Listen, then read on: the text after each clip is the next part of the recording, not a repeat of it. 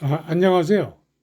오늘은 부처님과 과학 여섯 번째 시간이 되겠습니다. 양자역학에 대한 얘기인데, 우리가 처음에는 그 거시 세계에서 부처님의 그 깨달음, 그리고 아인슈타인하고의 과학과 불교를 비교했죠. 그 다음에 연기법을 통해 가지고 천체 우주 법칙의 근원인 연기법을 공부했고, 그 다음에 원자를 통해서 공하고 일체만물의 근원을 찾아봤습니다. 그 다음에 원자 자체에 대한 이해도가 쉽지 않아서 원자하고 분자를 합쳐가지고 공과 일체 만물의 근원을 설명하는 과정을 거쳤는데, 이 모든 것들이 미시거시 세계, 연기법, 원자, 분자 등이 상당히 이해하기가 쉽지 않은 것들이죠. 근데 여러분들, 내가 재차 얘기하지만, 이 이야기들은 계속 반복이 돼서 나올 겁니다. 그 다음에 우리가 네 번째 시간에 복습하고 정리하면서 이러한 과학화를 통해서 우리 불교의 발전 방안, 아인슈타인, 스티브 잡스, 토인비, 니체, 쇼펜하우어의 불교관을 통해 가지고 정리를 했었죠. 근데 오늘 얘기하는 양자역학은 훨씬 더 어렵습니다. 그래서 이 먼저 그 토픽들에서 제가 말씀드렸지만 여러분들 완벽하게 이해하려고 하시지 말고 이런 용어하고 이런 게 있구나 정도만 이해를 하시면 되겠습니다. 더구나 양자역학은 말씀을 설명을 해드리겠지만 이거는 뭐 불확정, 불연속, 불안정, 이중성으로 과학적으로 전혀 설명이 안 되죠. 그래서 그러한 얘기를 바탕으로 여러분들 오늘 양자역학을 공부하시는데 얘가 이 양자역학이 이런 게 있다는 것 정도만 이해를 하시는 그러한 차원에서 이해를 해주셨으면 감사하겠습니다. 그 양자역학의 문을 연 사람이라고 얘기를 하죠. 리처드 파인만. 2차 대전 이후에 가장 그 위대한 그 과학자로 알려져 있는 분입니다. 이분이 There's a plenty of room at the bottom이라고 돼 써 있죠. 그러니까 바닥의 세계 가면 룸이 많대요. 즉 뭐냐면은 원자 세계, 미시 세계로 가면은 굉장히 많은 것들이 있다는 겁니다. 그걸 1959년에 파인만이 이렇게 얘기를 해서 양자역학, 나노 세계를 예견한 거라고 지금 얘기를 하고 있습니다. 리처드 파인만 역시 양자역학에 대해서 얘기한 유명한 얘기가 하나 있습니다. 양자역학을 이해한 사람은 이 세상에 단 한 명도 없다. 심지어는 아인슈타인도 부정하고 죽었죠. 아인슈타인의 가장 큰 실체일 가능성이 많습니다. 어떻든 양자역학 자체는 여러분들 이해하려고 하시지 말고 이런 현상이 있다. 단 우리가 불교적인 관점에서 필요한 부분만 이해만 하시면 되겠습니다. 그래서 양자역학을 가장 잘 설명한 거로 알려진 코펜하겐 해석이라는 게 있습니다. 이거를 이제 살펴보면은 불연속적이고 존재 밀도, 확률 밀도에 비례한다고 얘기를 하고 물리량은 관측 영향에 받는다. 그러면 불확정성 원리. 그 다음에 입자 파동은 반대인데 이 두 가지 정제를 다 가지고 있어요. 그러면서 상부적이다. 그러면서 대응 원리는 양자키 서술은 대상계가 거시세계로 갈수록 그에 대한 고전역의 서술에 가까워진다라고 얘기를 합니다. 즉 얘기하면 과학에서 얘기하는 연속적이 불연속적이고 확률이 존재하고 관측의 영향을 받고 불확정성을 올리고 이중성을 갖고 이게 모두 다 지금 우리가 얘기하는 현대 물리학에서 얘기하는 거하고 정반대되는 얘기입니다. 그래서 이거에 대한 예를 하나 설명을 해보겠습니다. 이게 과학적으로 설명한 그 실험 중에 가장 관심 받는 실험이고, 그 의미가 깊은 실험이다. 이렇게 얘기하는데 이중 슬릿 실험이라는 게 있습니다. 슬릿이라는 건 여러분들 이런 식의 군형이 두 개가 있는 거죠. 두 개의 군형이 있어가지고 이중 슬릿 실험이라고 그러는데, 보면은 얘가 이중 슬릿에다가 이 빔을 쐈더니 이놈이 이 두 개의 이 슬릿을 지나면 군형을 지나면 이런 식 두 개 모양이 그 뒤에 나와야 되는데 이중 슬릿 실험지를 놓고 그 다음에 뒤에 이제 또 다른 판을 놨습니다. 그래서 얘가 통과한 거를 보기 위해서 이렇게 나와야 되는데 이게 만약에 빛이 입자라고 그러면 현재까지는 이 실험을 하기 전까지는 빛을 입자라고 얘기를 했습니다. 우리가 입자로 정의했었는데 이 실험에서 그 얘기가 이제 뒤집히는 그런 결과가 나오죠. 막상 이중 슬릿에다가 빔을 쐈더니 빛을 비췄더니 이러한 식의 간섭무늬가 나오는 겁니다. 이 두 개의 줄무늬가 아니라 이거는 좀 뭐냐, 간섭이 일어났다는 거는 이게 파장이라는 거거든요. 그래서 빛을 파장이라고 그래가지고 지금까지 얘기했던 입자를 뒤집어 버리는 얘기가 나오죠. 근데 여러분들 여기서 이제 우리가 이해 못하고 설명이 안 되는 부분이 뭐냐면 이렇게 파장으로 나왔는데 이 파장이 어떤 식으로 나오는지 이 과정을 여기다가 사람이 쳐다보거나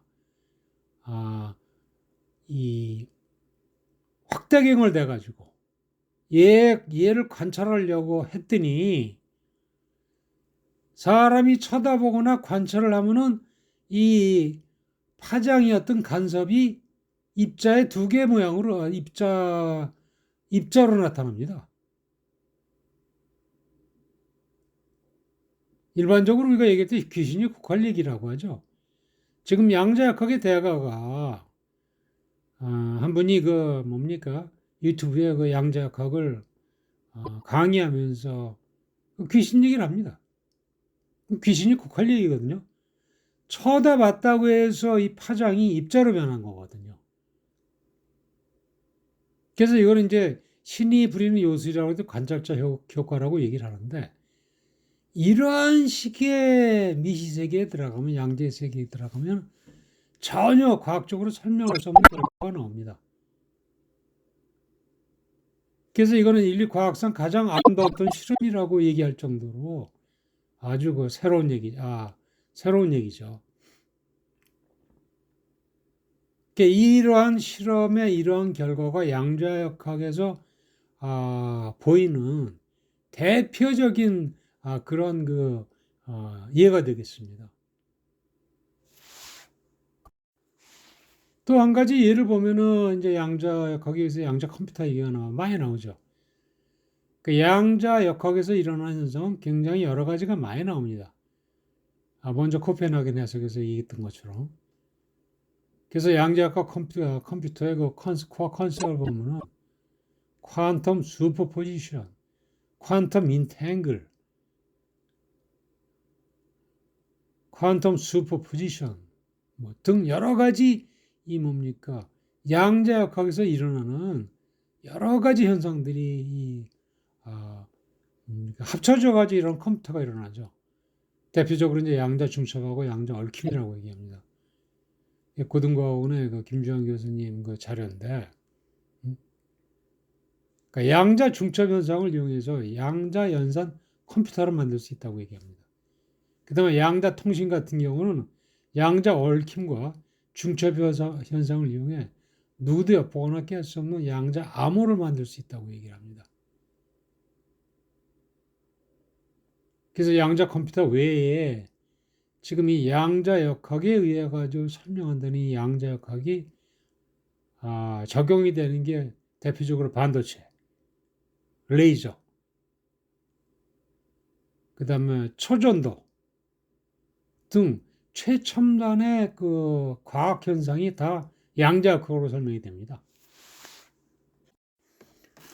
이처럼 양자 역학이 이중설리 실험이라든지 또 그 슈레딩거 고양이라는 실험도 있습니다.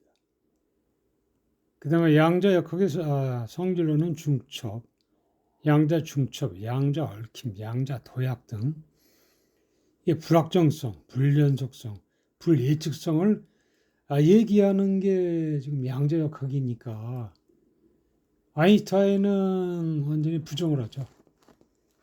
죽을 때까지 부정합니다. 이게 아마 아인슈타인의 최대 실수일 텐데 부정을 하고 그다음에 이제 그 1911년부터 시작한 그 세계적으로 세계 물리학 학회에서 솔베이 학회라고 합니다.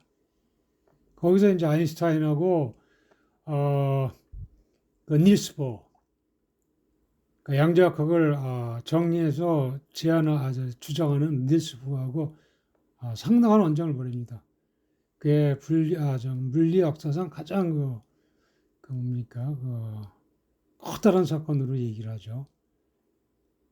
솔베이 학회 3회에서 5회까지 아인슈타인하고 보어가 엄청난 논쟁을 벌이죠. 그래서 이제 말씀드린 대로 불확정성, 불연속, 불예측성을 통해서 아인슈타인은 부정합니다. 그러면서 어떤 식의 얘기를 하냐면 달이 안 보이면 달이 사라진 거냐. 내가 보면 있고 뒤돌아서 안 보면 달이 없어진 거냐라는 아주 의미심장한 그 질문을 하죠. 그러면서 신은 절대로 주사위 게임을 하지 않는다. 확률 게임을 할 수가 없다. 과학에서는. 그런 이야기를 하니까 그 대답으로 닐스 보어가 그 명답을 하죠. 네가 신에게 이래라 저래라 하지 마라. 라고 끝까지 버팅기면서 닐스 보어가 그 양자역학을 강력하게 주장합니다. 결국은 닐스 보어의 승리라고 할 수가 있죠. 그래서 닐스 보어가 실적으로 덴마크의 그 굉장한 영웅이 됩니다.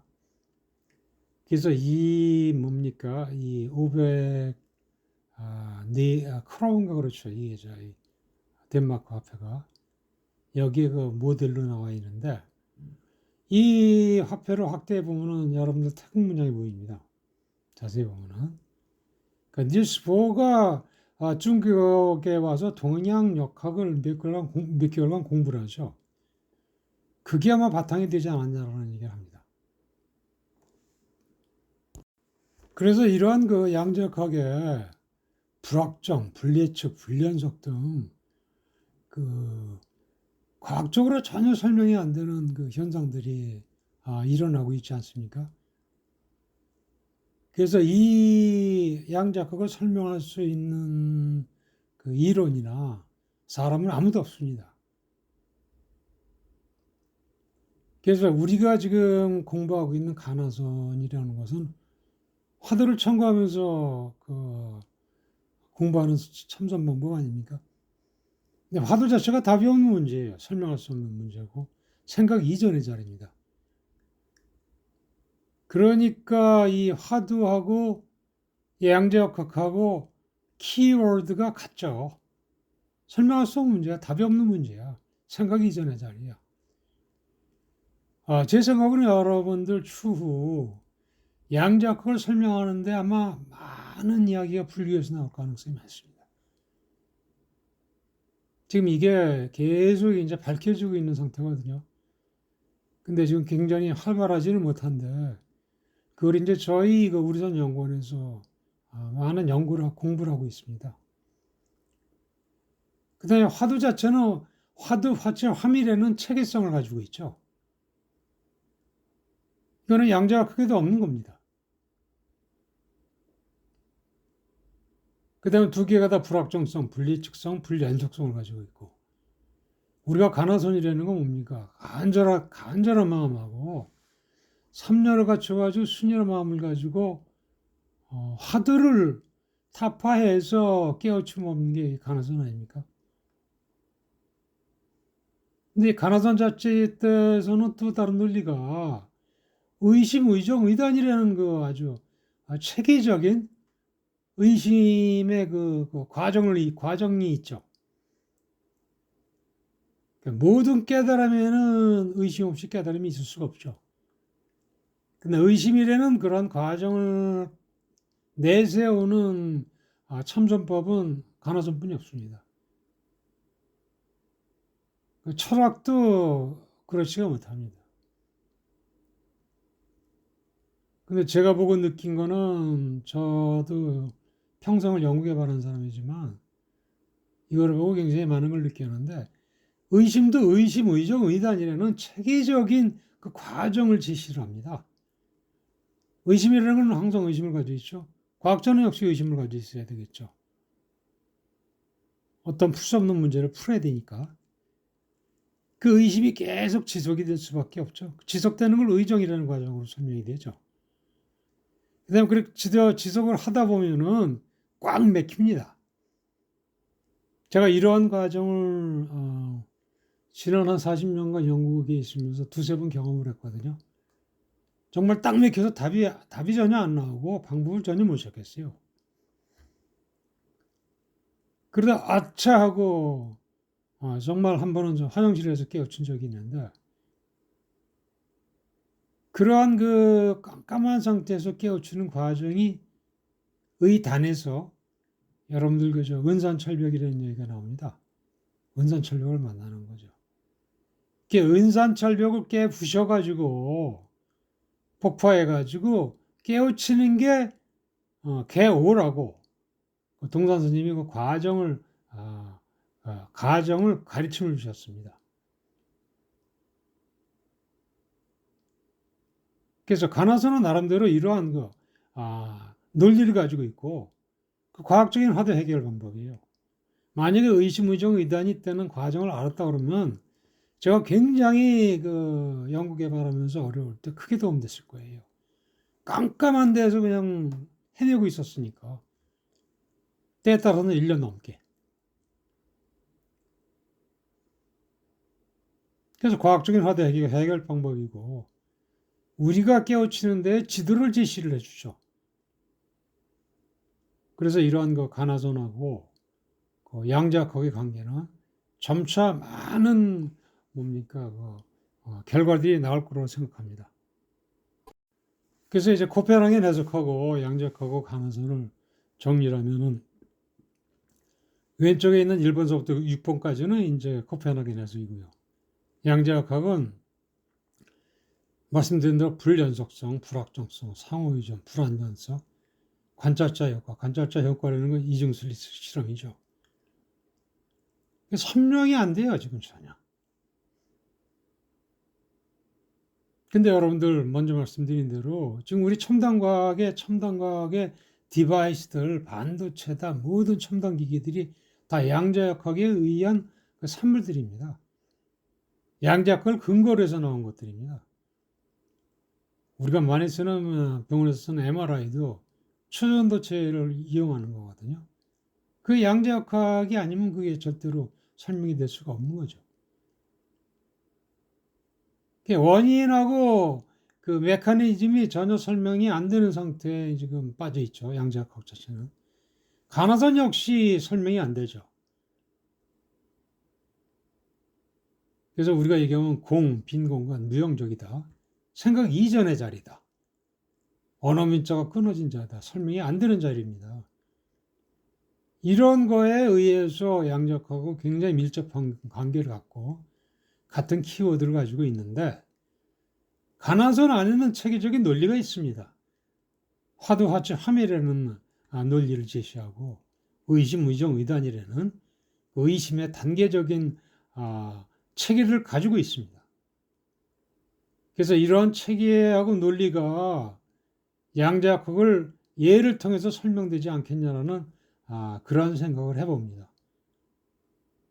조금 더 확대해서 얘기하면 양자역학 자체가 가나선 안에 녹아 있는 게 아니냐. 가나선 안에 양자역학이 녹아 있지 않느냐는 얘기도 가능한 얘기죠. 어떻든 양자역학에서 설명이 안 되는 게 우리 가나선과 불교에 의해서 설명이 될 거라고 저는 생각을 합니다. 그래서 양자역학과 가나선을 간단하게 다시 정리하면 가나선은 화두, 답이 없는 문제, 설명할 수 없는 생각 이전의 자리고 의심, 의정, 의단의 논리, 과학적인 화두 해결 방법이고 양자역학은 불확정성, 불연속, 분리적, 입자, 화등 등 이중성 등 전혀 설명이 안 되는 상태죠. 근데 두 개가 다 설명이 안 되고 설명이 안 되는 상태에 있으면서 많은 밀접한 관계를 가지고 있다고 얘기할 수 있습니다. 다시 이제 불교 부처 가르침이라는 거를 과학적인 입장에서 한번 설명을 해보면은 우리가 일반적으로 얘기할 때 불교는 부처님의 가르침이다. 부처는 깨달으신 분이다. 가르침이란 진화를 깨달은 것이라고 얘기를 하지 않습니까? 좀 이론적으로 철학적으로 좀 막연한 얘기죠. 근데 지금 우리가 지금 5강까지 내용을 지금 6강까지 내용을 잘 이렇게 분석해 보면은 모든 우주 현상을 논리적 체계적으로 설명하는 과학적인 미래 종교를 합니다. 이 과학적인 미래 종교라는 얘기는 아인슈타인이 100여 년 전에 주장했습니다. 근데 부처라는 거는 우주 전체의 모든 법칙을 설명하신 유일한 과학자이다, 성자다. 이거 역시 아인슈타인이 얘기한 거는 내가 과학의 아버지라고 얘기하지만 진정한 과학의 아버지는 부처님이다라고 얘기를 합니다. 아인슈타인이 얘기하는 건 부처님이 진정한 허공을 보신 유일한 분이라고 얘기를 합니다. 그래서 공사장을 얘기를 하죠. 이런 걸 종합해서 보면 우리 불교의 가르침이라는 거는 12연기, 고와 지구, 우주 전체 모든 법칙을 설명하는 시무등등법이다. 그래서 지금 체계적으로 쉽게 이해할 수 있는 불교의 과학화로 불교가 상당히 위기 상황 아닙니까? 위기를 극복하는 친절한 불교를 활성화하는 것이 세계화로 가는 길이다. 이 불교의 세계화는 머지않아 실현될 것이라고 생각합니다. 감사합니다. 여기에는 이 사진이 이제 원자핵 주위를 전자를 관찰한 사진입니다. 멋있는 사진이죠.